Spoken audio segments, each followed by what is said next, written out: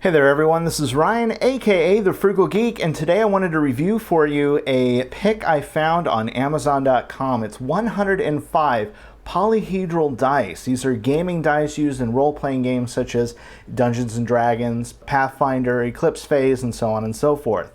I found this. It's one bag full of dice. It includes 15 7-piece sets of polyhedral dice. And what I'm going to do right now, basically all I've done is taken the plastic wrap off of this. This is exactly how it ships to you. And I'm going to dump these out and give you my impressions of these dice right now.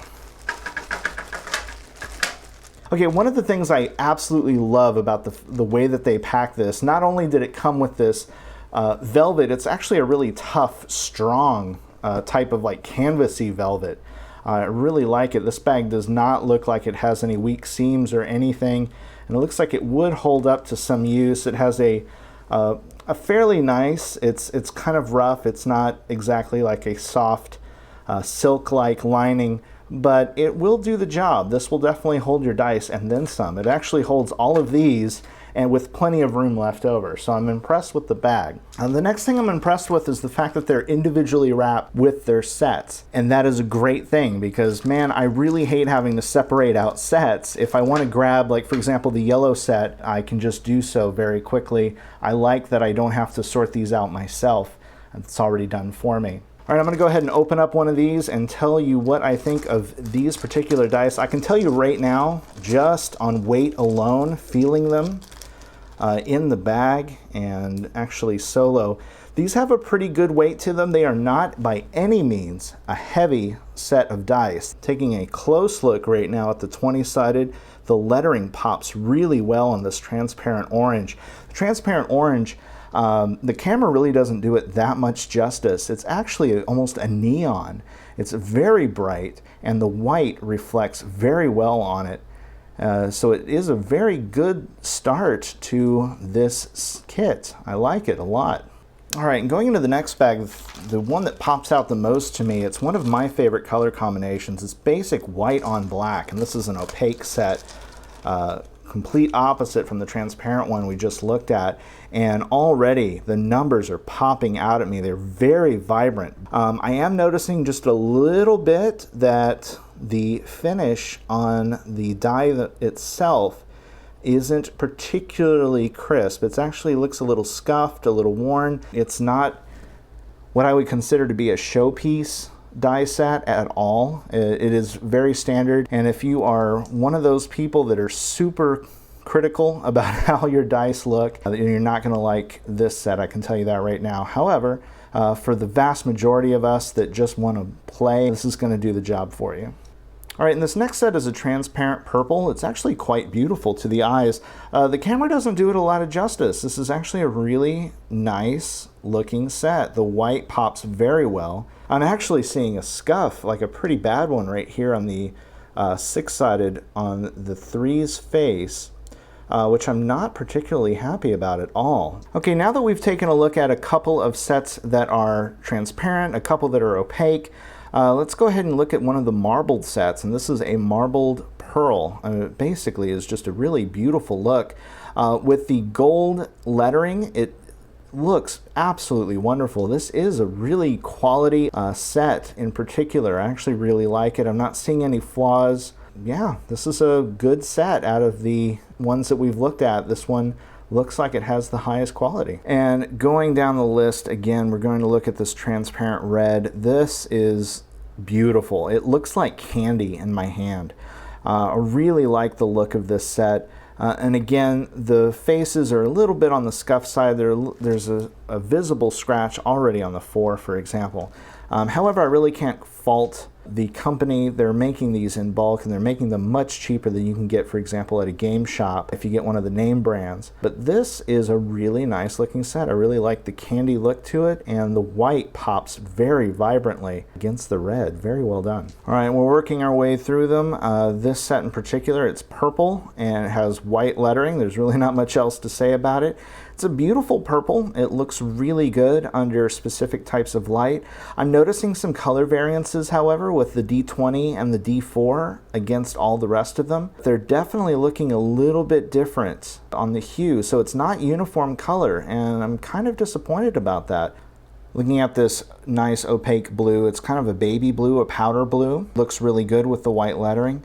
This particular set, I think, looks absolutely quality. I do like how they opted to go with the underline to differentiate the 6 on the D10. However, on the D20, they're using a period, which I like. It's also a period on the D12. It's another really cool feature. I know some dice makers love to cram the underlines in the D20. Some of them like to use periods throughout, but I actually appreciate the variance, and I like how clear that 6 is on the D10. Well done. All right, and if you love butterscotch, then the marbled orange is a really good look for you. I'm not a big fan of this color in particular. However, this looks really good. A marbled look like this, it hides scuffs, it hides scratches, it hides flaws very well. And this one in particular does a pretty good job of doing what it does. Okay, the red, I have to say, first and foremost, I'm not a fan. I definitely don't like the way these came out. The whites, where they look vibrant. I mean, on these other dice, they're super vibrant, they're beautiful, bright whites. However, on this one, the whites actually look a little dirty. They're a little dingy. You can see it on that 5 right there. It almost looks like this is a really old set that has been through the test of time. That might be the look they were going for, but for some reason I kind of doubt it. This doesn't look like the greatest set to me. I have to put this on par with the opaque purple and say that this one just looks cheap. The transparent sets are beautiful, and the transparent green, it looks really nice. Everything pops. The green looks great. The white looks beautiful. This is a pretty good set. This is one of the few in this particular batch that I would want to take with me on game night. Not to be outdone, the marbled green is beautiful. It really is a nice look. It reminds me of basically the walls, the marble walls in a bank. They have a really rich look to them. I'm glad they didn't go with gold and they went with white, because the white looks really, really good against the marbling. And like I said before, marbling hides flaws very well. So I really don't notice the little bits and pieces, the scuffs that these dice come with. It actually looks like a top quality set. There is a small variance here, and you get that sometimes with marbling. I'm not going to be as harsh with this as I was with the opaque purple that has those 2 dice that are clearly a different color. But the D10 here is a bit dark. It actually got much more of the dark side of the marbling than the other dice. However, it's not too bad, it's not too noticeable, so this is pretty well done. I like this set. The marbled red, just the same as the marbled green. It looks beautiful, looks great. I love the white inlay. It's really, really well done. I actually really enjoy this set, and for some reason, it might be a true variance, or I might be imagining it. I don't have a scale with me to really confirm, but this set seems heavier than some of the others I have felt. I know they're going through the same cast, they're probably the exact same materials, but there's something to this set that makes it feel a little weightier. And it's very interesting, but it's a good looking set. I like it. All right, and if you're a big fan of bumblebees, you're gonna love the opaque yellow. The opaque yellow has black lettering, which looks really cool. This isn't actually a pretty decent set. I'm not noticing hardly any scuffs or any damage right out of the box. There's no chips that I see. These are really well done dice. I actually like this set, even though I'm not a fan of yellow. Well done. Okay, and the last 2 I'm going to show you real quick starts with the transparent blue. This is a beautiful set. The blue just absolutely shines against the white numbering. It's very well done set. They look fantastic. They capture the light very well. It's a pretty good set. All right, and last but certainly not least is the marbled blue. The marbled blue is gorgeous. The white on blue is fantastic. It's very well made. But with marbling, you can sandpaper these dice and you won't really notice anything. So these look pretty good. This is a pretty nice set for the price. All right, and again, taking a look at these sets, I paid $24 for these, which is not a bad price considering what you get.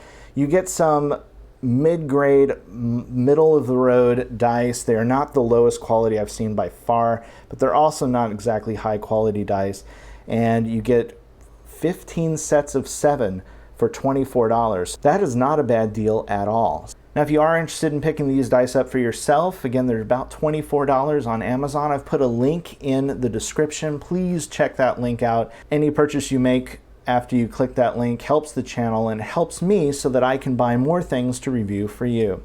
For now, this is Ryan, aka The Frugal Geek, saying have a great day. We'll see you again soon.